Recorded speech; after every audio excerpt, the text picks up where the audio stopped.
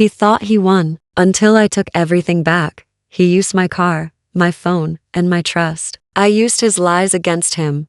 We busted him together. The other woman helped me set the trap. From cheating to homeless in 24 hours, my sweet revenge. He thought I'd cry, but I made sure he lost everything. He always looked harmless at first glance. A bit clueless, sure, but not dangerous. I met him while juggling 2 jobs at the mall. He worked nearby, flashed that awkward grin, and somehow I fell for it. I thought I was just lonely. I didn't know I was about to waste years of my life on the laziest man alive. Let's call him Jake. A few months in, we moved in together. That's when the red flags started waving like parade banners. He told me wild things like there were only 4 continents because the rest were owned by the Martian government. I laughed it off. I shouldn't have. He claimed he camped in the woods for months without any gear. Said, "This is all the gear I need," while pointing at his body. And that wasn't even the worst part.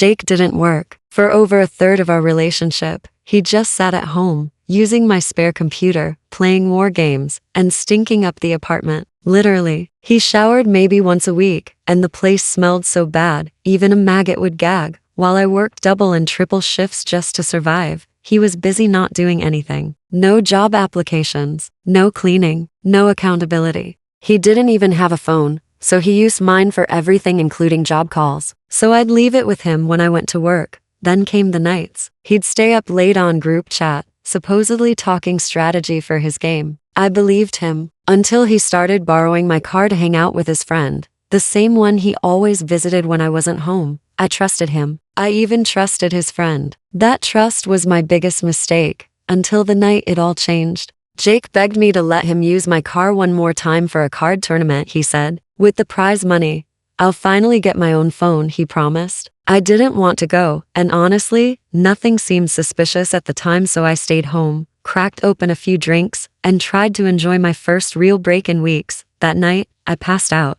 I woke up violently ill, not hungover sick, really sick. The kind of sick that makes your bones ache and your vision blur. I was on the bathroom floor, retching until there was nothing left. But Jake wasn't home, no car, no phone, no way to call for help. I wrapped myself in a bathrobe and crawled downstairs, knocking on strangers' doors until someone let me use their phone. My mom got me to the ER. I was diagnosed with an antibiotic-resistant infection. I could have died. Jake showed up later that day, said he was sorry. He always had a story, but from that moment, my trust was gone. I watched him closer. I tracked patterns. And when he got a new job 3 buildings from mine, I thought maybe, just maybe, things would turn around. They didn't. One day, I found a pawn slip. He had sold the TV I begged him not to rent. And that was the last straw I should have acted on. But I didn't. Not until the phone rang.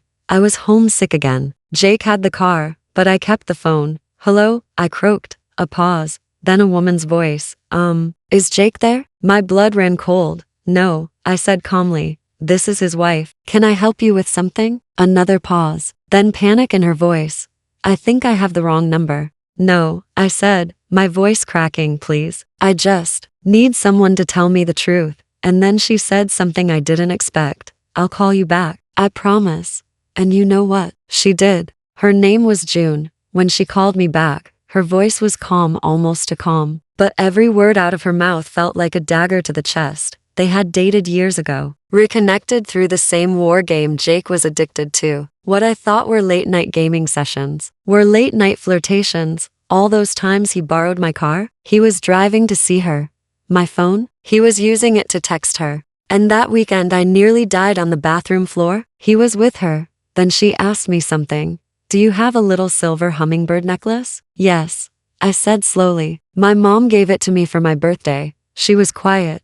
"He gave me the same necklace for Mother's Day." I ran to my room, threw open my jewelry box. Gone. That necklace was around her neck, and that's when I snapped. She described my apartment, every detail. The bed, the sheets, even the secret box I kept under the bed. He had shown her everything, even used my most personal items on her. I felt disgusted, violated, broken. Then she said the words that lit the fire in my chest.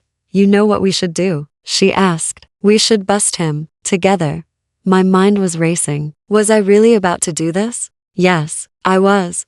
We planned to meet at my job. She'd drive in, I'd lure him over. The goal? Confront him. Together. I called my coworker, begged for a ride to my car, and then, something unexpected happened. Jake's manager stopped me at the door. He asked about the TV payments. I broke down and told him everything. The pawn slip, the debt, the lies. He was furious. Apparently pawning company rentals was grounds for immediate termination. But he gave me a deal: bring the TV back, and he'd cancel the account without penalty. And then he said, "I'll let Jake know you're waiting for him. At your job."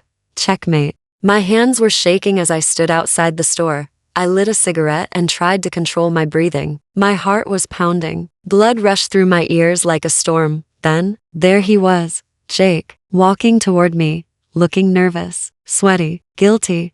I didn't say a word, just looked at him. He started rambling. "It's not what it looks like. This is all a misunderstanding." I let him talk, let him dig the hole deeper. Then June pulled up. She stepped out of her car, locked eyes with him, and said, "Hey Jake, how you doing?" He went pale. He sat down on the curb without saying a word. We surrounded him. He had nowhere to go, nowhere to hide. June started, laid out every detail, every lie he told both of us, every manipulation, every betrayal.